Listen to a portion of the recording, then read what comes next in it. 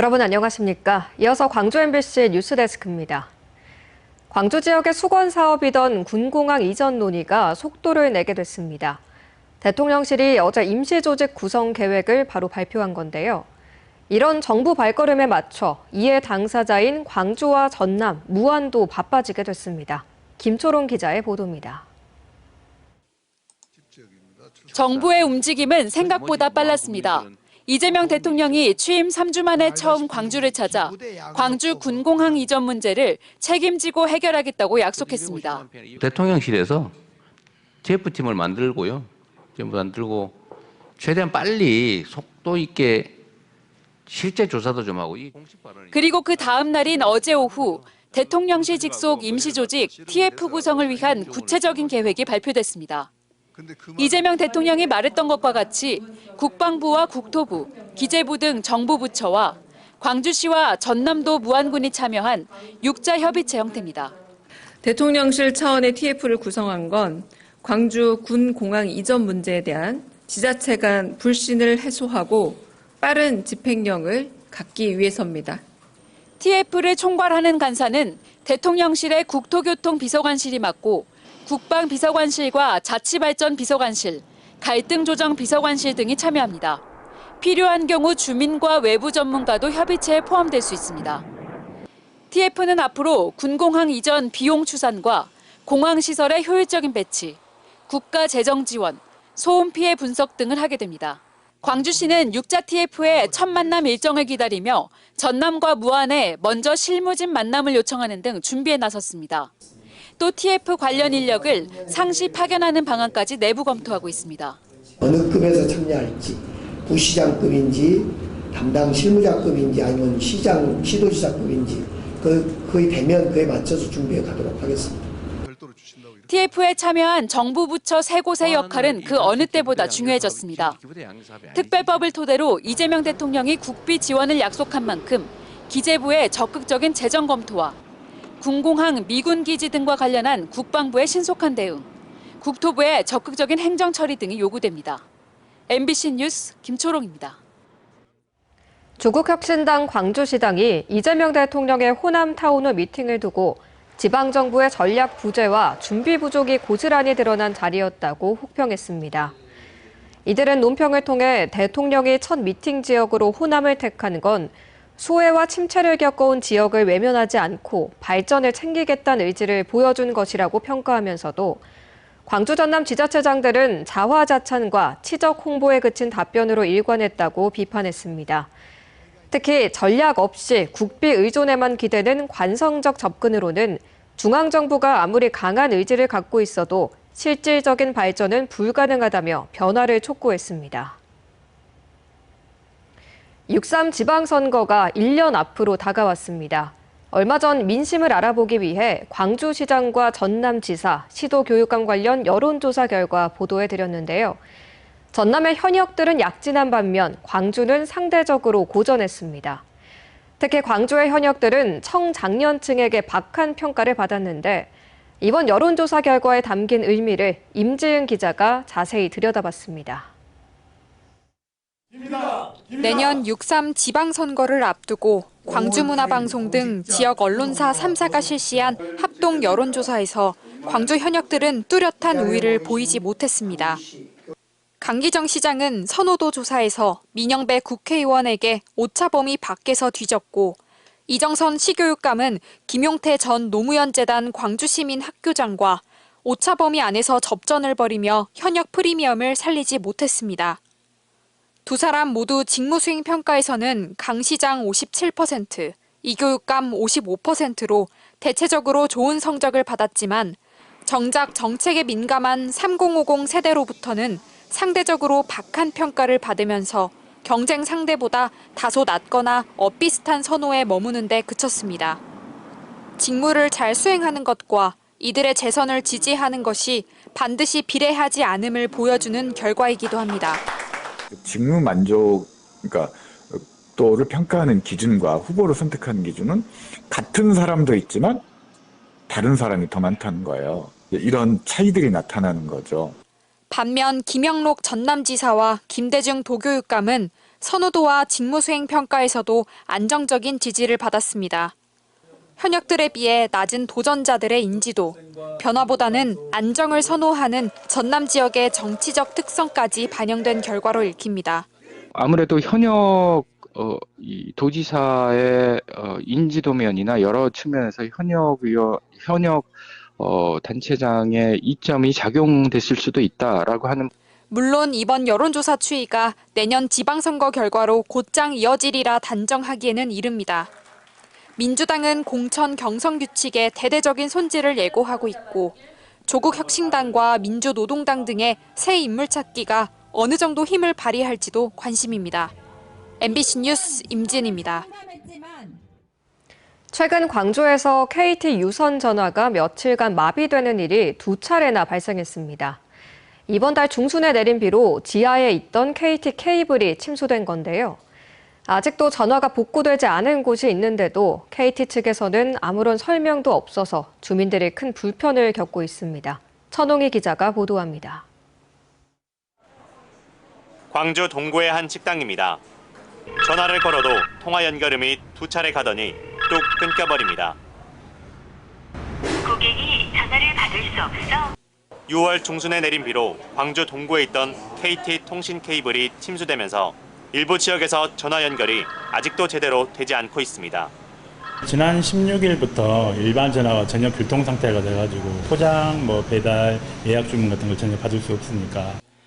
KT 측은 지난 14일과 23일 2차례 광주 동구에 있는 KT 케이블이 침수됐다고 밝혔습니다. 케이블을 보호하는 부품이 노후돼 빗물이 스며들면서 사고가 난 것으로 보고 있습니다. 수리는 일주일 만에 완료됐지만 그동안 광주 동구 학동, 금동, 충장동 등에서 유선 전화와 카드 단말기가 작동하지 않았습니다. 게다가 사고 여파로 일부 지역에서는 2주 가까이 지난 지금도 전화 연결이 제대로 되지 않고 있습니다. 이 맨홀 아래에 있던 KT 통신 케이블이 침수되면서 동구 일부 지역의 유선 전화가 한동안 마비됐습니다.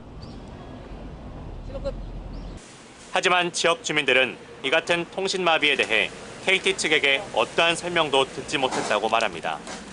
특히 배달을 주로 하는 식당에서는 장사를 크게 망쳤다며 분통을 터뜨렸습니다. 근데 그 매출이 3분의 2가 점심시간에 나오는데 그 점심시간 올라간 까먹는데. 게다가 일부 카드 단말기조차 작동하지 않으면서 상인들이 큰 불편을 겪었습니다. 여태 또 뭐가 안 되더라고. 갖고 다행히 현금 받고 예상하고 고치고 있다 어쩐다 미안하다 그런 말이 있어야 되는데. 현재 KT 측은 피해 규모가 얼마나 되는지 파악하지 못하고 있습니다. 또 언제쯤 전화 연결이 제대로 될지에 대해서 명확한 답변을 내놓지 못하면서 주민 불편은 한동안 계속될 것으로 보입니다. MBC 뉴스 천홍희입니다. 전국 최초로 해상교통 공영제를 도입한 신안군이 사업 추진 10여 년 만에 의미 있는 성과를 내고 있습니다. 교통비 절감은 물론 지역 경제 활성화까지 이어지며 공영제의 전국 확산 필요성도 제기되고 있습니다. 문현철 기자입니다. 신안군에서 운항 중인 공영 여객선입니다. 섬과 육지를 잇는 유일한 교통수단이자 이제는 주민들의 삶을 바꾸는 핵심 인프라로 자리 잡고 있습니다. 현재 신안군은 33척의 공영 선박을 통해 28개 항로를 운영하며 14개 읍면 주민들의 바닷길을 책임지고 있습니다. 2013년 시작된 해상교통 공영제는 2024년까지 약 665억 원의 경제적 편익을 낸 것으로 분석됐습니다. 투입된 예산 448억 원과 비교하면 편익이 1.5배 이상 높은 수치입니다. 세부적으로는 통행시간 단축 효과가 228억 원, 생활비 절감 243억 원으로 가장 컸고 차량 운행비와 교통사고 비용 절감 효과도 포함됐습니다. 신안군은 최근 야간 운항 확대와 육상교통과의 연계에도 힘쓰고 있습니다. 공영제가 복지를 넘어 생활 기반 시설로 자리매김하고 있는 것입니다. 앞으로도 해상교통 공영제를 더욱 확대해서 섬 지역 주민들의 안정적인 해상교통 이동권과 국민의 안전과 생명 보호를 위해 최선의 노력을 다하겠습니다. 전문가들은 신안군의 사례를 통해 해상교통 공영제가 전국적으로 확대되기 위해서는 법적, 재정적 기반 마련이 시급하다고 지적합니다. 시작 자체는 저희 섬 주민분들을 위해서 시작이 됐지만 결국은 우리 육지에 계시는 그리고 국민 전체를 위해서 파급이 되고 있는 효과이기 때문에 이거는 어느 한 지자체에서 책임을 지고 해야 되는 것보다도 우리 국민 전체 그리고 국가 전체에서 도움을 드리고 더 발전시켜 나가야 된다라고 생각을 하게 되었습니다. 배는 단순한 교통수단이 아닌 섬 주민들의 삶을 이어주는 생명선입니다. 자치단체가 감당해온 이 무게를 이제는 국가가 함께 짊어져야 할 때입니다. MBC 뉴스 문현철입니다. 야 또는 거기, 작업 현장 곳곳에서 이주 노동자들이 흔하게 듣는 말입니다. 이런 수직적인 호칭 방식에서 벗어나 서로의 이름을 부르며 존중하는 문화를 만들기 위한 작은 변화가 시작됐습니다. 김교희 기자가 취재했습니다. 조선소 작업장에 하나둘 모인 이주 노동자들. 국적도 일하는 분야도 다양하지만 오늘은 특별한 공통점이 생겼습니다. 자신의 이름이 선명하게 새겨진 개인의 안전모를 받은 겁니다. 베트남에서 오신 지양님.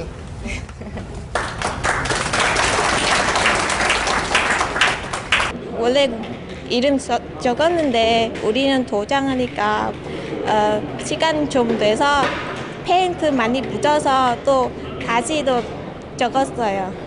변하지 않아서 좋겠어요. 10개가 넘는 다양한 국적의 노동자들이 섞여 있다 보니 서로 이름도 모른 채 야나 거기라고 부르기도 했던 일터. 이제는 이름을 부르면서 서로를 존중하는 문화를 정착시켜보자는 취지로 이 캠페인은 시작됐습니다. 전남노동권익센터 조사에 따르면 이주 노동자 10명 중 7명이 욕설이나 모욕 등 언어폭력을 겪었다고 답했습니다. 이름이 표기가 되잖아요. 그럼 저부터 더 이름을 부를 것 같습니다. 부르면 친근감이 있을 테고 그러면 더 나아가가지고 우리가 회사가 추구하는 안전한 작업장도 구현될 것 같습니다. 예.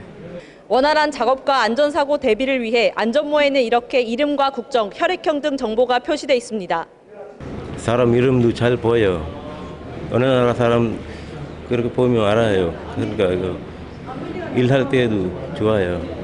이번 캠페인은 전남노동권익센터 등 5개 기관 주최로 열린 가운데 앞으로 영암 대불산단과 광양, 다른 시도에서도 이어질 예정입니다.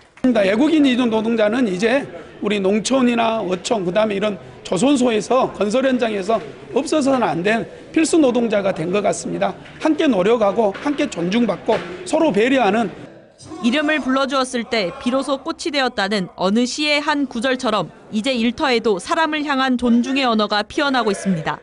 MBC 뉴스 김규입니다. 금호타이어 광주 공장 정상화를 위한 시민대책위가 오늘 국회에서 기자회견을 열고 대통령실에 정부 지원을 촉구하는 의견서를 전달했습니다.